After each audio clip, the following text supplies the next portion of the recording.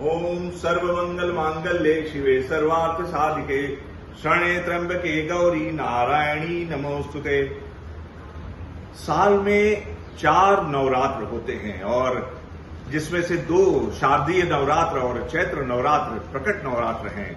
और भारतीय जो मनीषा है उसमें इन्होंने 4 नवरात्र में से 2 गुप्त नवरात्र की कल्पना की थी। और कल से यानी कि बुधवार से आषाढ़ मास का गुप्त नवरात्र शुरू हो रहा है। ये बेहद महत्वपूर्ण है और सबसे बड़ी बात यह है कि 230 साल बाद इस गुप्त नवरात्र यानी कि जो आषाढ़ मास का नवरात्र शुरू हो रहा है उसमें शश के साथ महालक्ष्मी योग बन रहा है। शश योग जो होता है, 5 महायोग होते हैं जो स्थिरता और न्याय प्रदान करते हैं। एक गृहस्थ के जीवन में तमाम जो मुश्किलें होती हैं उसको दूर करते हैं। ऐसे में ये दुर्लभ संयोग बन रहा है महालक्ष्मी योग के साथ, यानी कि शश महालक्ष्मी योग 203 साल बाद यानी कि 230 साल बाद ये योग बन रहा है और बेहद महत्वपूर्ण है।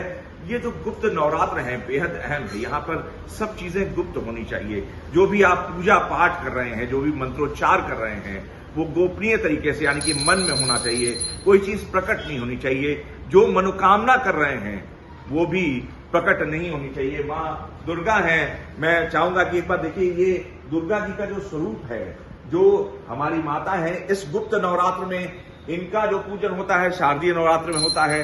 सभी जो जितनी भी माताएं हैं हमारी, 9 दुर्गा का पूजन होता है चैत्र नवरात्र में और शारदीय नवरात्र में। लेकिन जो गुप्त नवरात्र हैं यानी कि जो माघ महीने में आने वाला नवरात्र है और जो आषाढ़ मास का शुरू हो रहा है नवरात्र, उसमें 10 महाविद्याओं का पूजन होता है। अब देखिए ये जो शश महालक्ष्मी योग की बात कर रहा हूं मैं, ये माता महालक्ष्मी है और शश योग के साथ इसका पूजन हो रहा है। मैं चाहूंगा कि एक बार महालक्ष्मी का ये स्वरूप दिखाया जाए। और इसके साथ साथ इस जो नवरात्र है गुप्त नवरात्र, इसमें जो मां तारा, बगलामुखी, भैरवी, छिन्नमस्तिका और भुवनेश्वरी मातंगी का पूजन होता है। ये 10 महाविद्याएं हैं जो कि जीवन में, एक गृहस्थ के जीवन में जो भी कष्ट होते हैं, जो भी विपदाएं होती हैं, उसको दूर करती हैं। सबसे अहम बात है कि क्योंकि जो आम लोग हैं, जो गृहस्थ हैं, वो तंत्र में विश्वास नहीं रखते, तंत्र कर नहीं सकते। विश्वास रखने की बात नहीं है, तंत्र करना बहुत कठिन होता है। ऐसे में सामान्य जो गृहस्थ है उसके लिए तमाम मंत्र बताए गए हैं। गुप्त नवरात्र के दौरान आप ये मंत्रों का उच्चार कर सकते हैं। जैसा कि मैंने शुरुआत किया था, ओम सर्व मंगल मांगल्ये शिवे सर्वार्थ साधिके शरणे त्र्यंबके गौरी नारायणी नमोस्तुते। उसके अलावा एक दूसरा मंत्र है ओम जयंती मंगला काली भद्रकाली कपालिनी दुर्गे क्षमा शिवा दात्री स्वाहा स्वधा नमोस्तुते। तो ये दूसरा मंत्र है। इसके अलावा नवारण मंत्र जो है, माता को ओम ऐम ह्रीम क्लीम चामुंडाय विच्चे। गुप्त नवरात्र में इसका जितना भी गुप्त रूप से आप पाठ करेंगे उसका फल मिलेगा।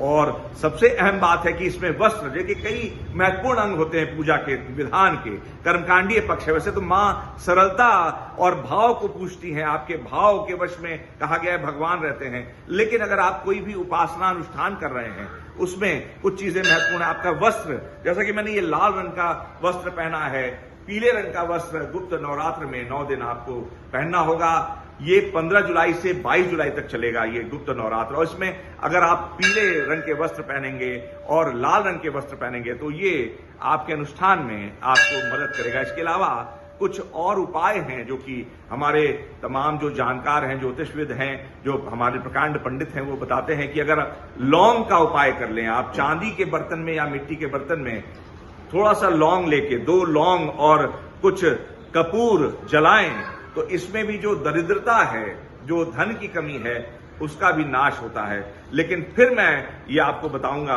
कि भाव के वश में है, आप भाव से जो भी भगवान को समर्पित कर देंगे, अर्पित कर देंगे, वो सब स्वीकार है भगवान को, सब मंजूर है। लेकिन चूंकि ये गुप्त नवरात्र में जो लोग भी अनुष्ठान करते हैं माता का और माता दुर्गा का, या जितने भी हमारी 10 महाविद्याएं हैं, उनके लिए अहम बात यह है कि इस बार 230 साल बाद शश महालक्ष्मी योग बन रहा है, जो कि आषाढ़ की गुप्त नवरात्रि को बेहद अहम बना रहा है। और जितने भी अनुष्ठान हैं, जितने भी जो भी मनोकामना है, वो गोपनीय रूप से करनी है, प्रकट नहीं करना है।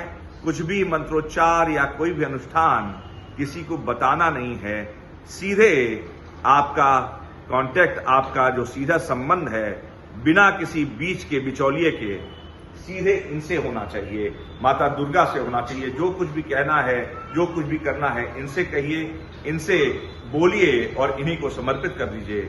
बाकी ये सब कुछ जानती हैं। तो ये बेहद अहम संयोग वाला अनुष्ठान और गुप्त नवरात्र आषाढ़ मास का शुरू होने जा रहा है। तो जितने लोग हैं इसका जितना चाहें अगर सलीके से, ढंग से इसमें अनुष्ठान करें, पूजन करें तो बहुत सारे जो मनोकामनाएं हैं उसकी पूर्ति हो सकती है। अनुराग मिश्रा, दिल्ली।